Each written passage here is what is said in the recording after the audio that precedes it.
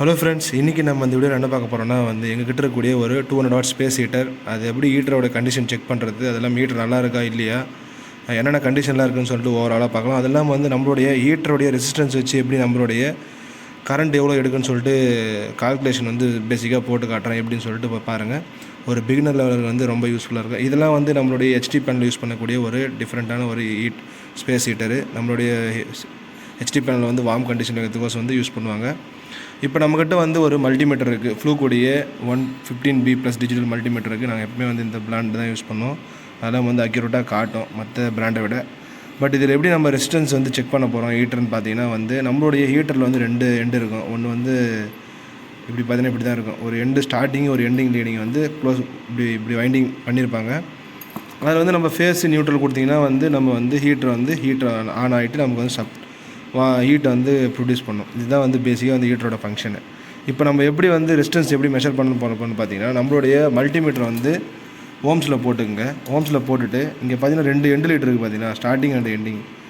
இந்த லீடில் நீங்கள் வைக்கும் போது நமக்கு நம்மளுடைய ஓம்ஸ் எவ்வளோன்னு சொல்லிட்டு மெஷர் ஆகும். இந்த ஹீட்டருடைய ஓம்ஸ் எவ்வளோன்னு பார்த்தீங்கன்னா 206 ஓம்ஸ்.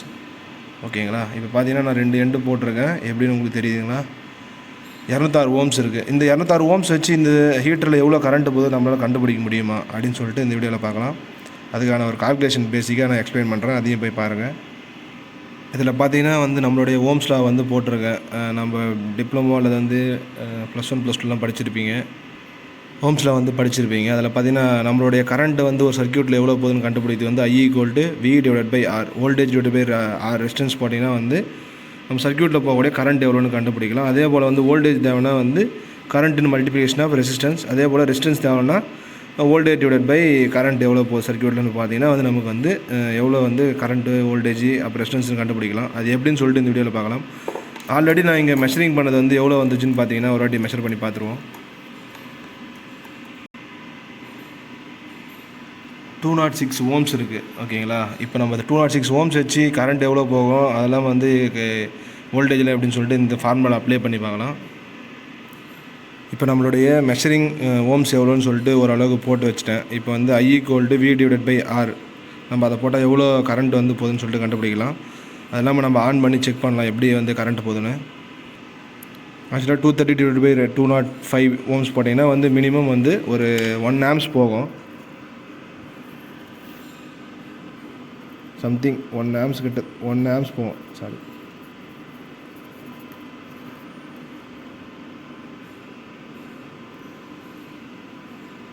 நான் அப்ராக்சிமேட்டாக போட்டிருக்கேன்.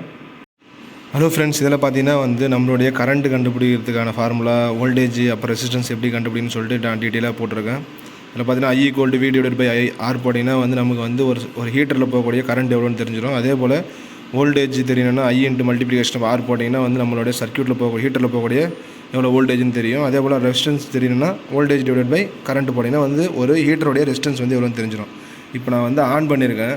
எவ்வளோ ஆம்ஸ் எடுக்குதுன்னு செக் பண்ணலாமா? நம்மக்கிட்ட ஒரு ஃப்ளூக்குடைய கிளாம் மீட்டர் ஒன்று இருக்குது கரண்ட்டை மெஷர் பண்ணுறதுக்கு. பார்த்தீங்கன்னா 1 ஆம்ஸ் எடுக்குது.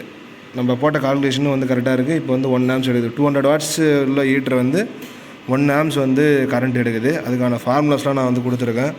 அதே போல் ஹீட்டருடைய கண்டிஷன்ஸ்லாம் எப்படி செக் பண்ணணும்னு பார்த்தீங்கன்னா, ஹீட்டர் ஓப்பனில் இருக்கா நல்லா இருக்கான்னு செக் பண்ணணும்னா நம்மளுடைய மல்டிமீட்டர் வச்சுட்டு செக் பண்ணிங்கன்னா ஓம்ஸ்லாம் காமிச்சுன்னா ஓகே. இன்கேஸ் ஏதாச்சும் ஓப்பன் லூப் ஆச்சுன்னா எதுவுமே காட்டாது.